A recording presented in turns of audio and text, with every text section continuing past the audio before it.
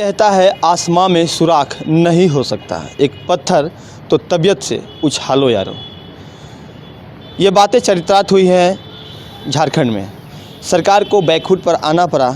एक लंबे आंदोलन के बाद सरकार ने निर्णय लिया है कि अब धनबाद और बोकारो ज़िले के स्थानीय नियुक्तियों में भोजपुरी मगही को शामिल नहीं किया जाएगा और इसके लिए सरकार ने अधिसूचना भी जारी कर दी है।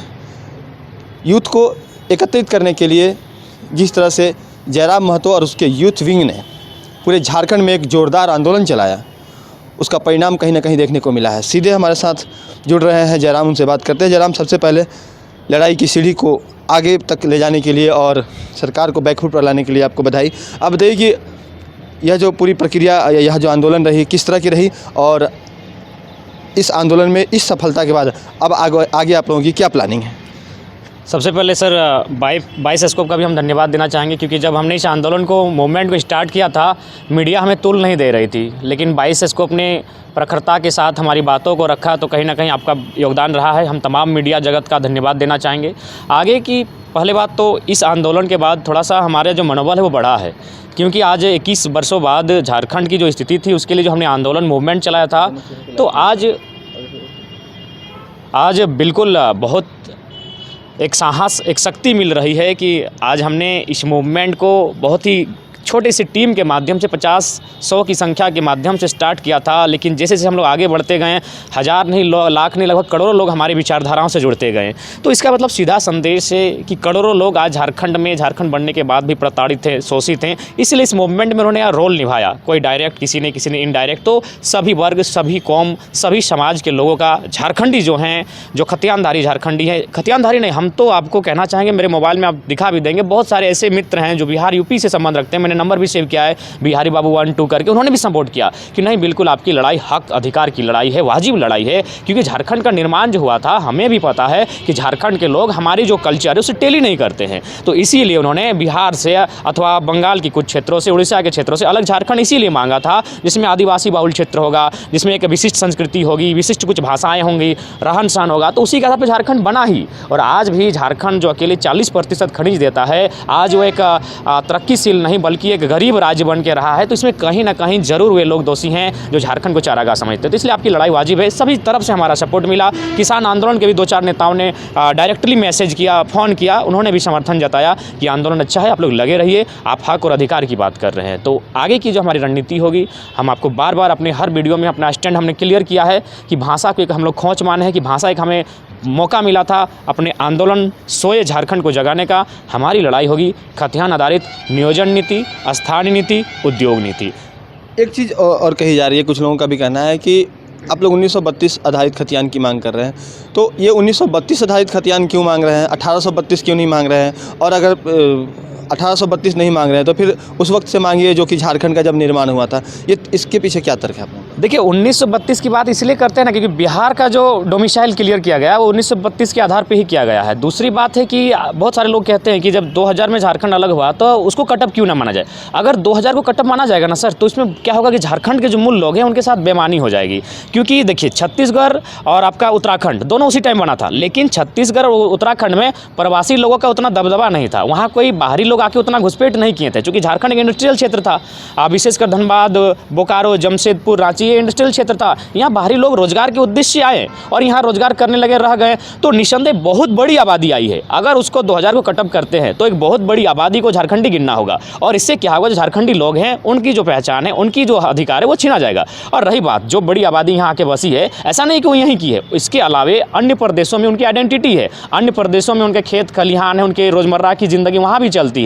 तो यदि 2000 को हम कटअप मानते हैं तो झारखंड जैसे क्षेत्र के लिए जो एक अभी भी विकास नहीं हुआ है, तो कहीं ना कहीं यहाँ के जो मूल लोग हैं, जिनका यहाँ के अलावा कहीं कुछ नहीं है, उनके साथ बेईमानी हो जाएगी, उनके साथ अन्याय हो जाएगा। इसीलिए 2000 को तो कटअप नहीं माना जा सकता है। रहा सवाल 1932, तो इसलिए हमारे जो भी आंदोलनकारी हैं, हमने कहा ना कि आंदोलनकारियों को हम लोग माता गिनते हैं, नेताओं को पिता गिनते हैं। और पिता को दर्द नहीं होता है बच्चा पैदा करने में, दर्द होता है माता को। तो आंदोलनकारी हमारे माता हैं, उन्होंने हमें ये रास्ता दिखाया है। 1932 की खतियान उनके तर्क है और इस तर्क से इसीलिए हम लोग न्याय संगत है। इस पर हाईकोर्ट का भी जजमेंट आया था कि ये मैंने उसको खारिज किया गया था, लेकिन हम तो सीधा एक संदेश देना चाहेंगे अपने तमाम झारखंडियों को आपके चैनल के माध्यम से कि कोर्ट जो होता है वो भी कहीं ना कहीं संविधान का ही अंग है, लोकतंत्र का ही अंग है, जो चौथा स्तंभ है। आपका जल्ली कुट्टू कट्टू का एक उदाहरण हम देना चाहेंगे, जहाँ मैंने शायद बुल लड़ाए जाते हैं, तो वहाँ हाँ वहाँ पर भी सुप्रीम कोर्ट, वहाँ तो हाई कोर्ट नहीं, सुप्रीम कोर्ट का जजमेंट आता है कि ये भाई असंवैधानिक है, इसको रोक लगा दिया जाए। जल्ली कुट्टू में जो बेल की लड़ाई होती थी, बुल फाइट, उसको रोक लगा दिया गया। लेकिन जल्ली कुट्टू तमिलनाडु में इतना विरोध हुआ कि सुप्रीम कोर्ट को अपना निर्णय बदलना पड़ा। तो जब सुप्रीम कोर्ट अपना निर्णय लोगों के हित के लिए, लोगों की भावनाओं को देखते हुए बदल सकता है, तो हाई कोर्ट को भी बदलना होगा, 1932 की बात करनी होगी। ये हमारे पास आधार है। एक चीज़ और, यहाँ पर कई क्षेत्र ऐसे हैं जहाँ पर बड़े पैमाने पर बांग्ला भाषा बोली जाती है, बंगाली कल्चर के लोग हैं, उनका भी यहाँ और बंगाल दोनों जगह उनका आना जाना है, दोनों जगह उनकी ज़मीन है। उड़ीसा के भी कुछ लोग चाईबासा तरफ और जमशेदपुर तरफ बसे हुए हैं, तो उनके ऊपर ये चीज़ें क्यों नहीं लागू हो रही?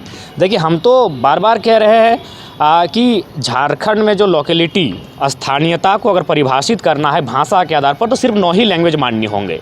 उसमें जो TRI की रिपोर्ट है, डॉक्टर रामदयाल मुंडा आदर्श, उन्होंने बहुत मेहनत के साथ इस रिपोर्ट को बनाया है, जिसमें 9 लैंग्वेज ही हैं। संथाली, मुंडारी, कुड़ूख, खड़िया, हो, कुड़माली, खोरठा, नागपुरी, पोचपरगनिया, इन्हीं 9 लैंग्वेज के माध्यम से झारखंड का उत्थान होगा और झारखंड की स्थानीयता तय करनी होगी। देखिए, बंगला का हम सम्मान करते हैं, बंगला भाषी, एक बंगला समृद्ध भाषा है। बंगाल आज कहीं भी जाइए, कहीं भी कोलियरी में जाइए, तो जो अफसर ग्रेड के लोग हैं वो बंगाल के, यानी तो ये पढ़े लिखे तेज लोग हैं। बंगला ऑलरेडी समृद्ध भाषा है। यदि उस भाषा को झारखंड में अगर संरक्षण देने का काम होता है, तो झारखंड की जो भाषाएं हैं उनकी पहचान, उनका अस्तित्व बंगला के सामने नहीं टिक पाएंगे। और रही बात, अगर कुछ लोग जो बंगला बोलते हैं उनका भी सम्मान है, लेकिन ये बात है कि जो लोग बंगला बोलते हैं झारखंड में, वे लोग कुड़माली या खोरठा भी जानते हैं। अगर वे नागपुरी क्षेत्र में, तो नागपुरी भी जानते हैं। तो इसलिए बंगला भाषी को कोई दिक्कत नहीं है। और जो मूवमेंट हुआ था आपका 1947 से 1954 तक एक मूवमेंट हुआ था हिंदुस्तान में, बंगला मूवमेंट, तो इसीलिए था। बंगला भाषियों ने बिहार से अपना जो बंगाल का क्षेत्र था, जिसमें आज़ादी के बाद बिहार के पास आ गया था, उसको फिर से 16 थाना को काटकर उन्होंने बंगला मूवमेंट के तहत अपने पुरुलिया में जोड़ने का काम किया। तो कहीं ना कहीं बंगाल के लिए भी, बंगला भाषा के लिए मूवमेंट हो चुका है। बंगाली लोगों को हमसे कोई आपत्ति नहीं है। एक बृहद झारखंड की भी बात कही गई थी, जिस वक्त झारखंड का निर्माण हुआ था, उसमें बंगाल के कुछ जिलों को लेना था, इसके अलावा छत्तीसगढ़ के कुछ जिलों को लेना था, उड़ीसा से कुछ जिलों को काटना था, लेकिन ये नहीं हो पाया और झारखंड जो सिर्फ बिहार से कटा उतना ही रह गया। तो आप चाहेंगे कि भविष्य में बृहद झारखंड का निर्माण हो? बिल्कुल।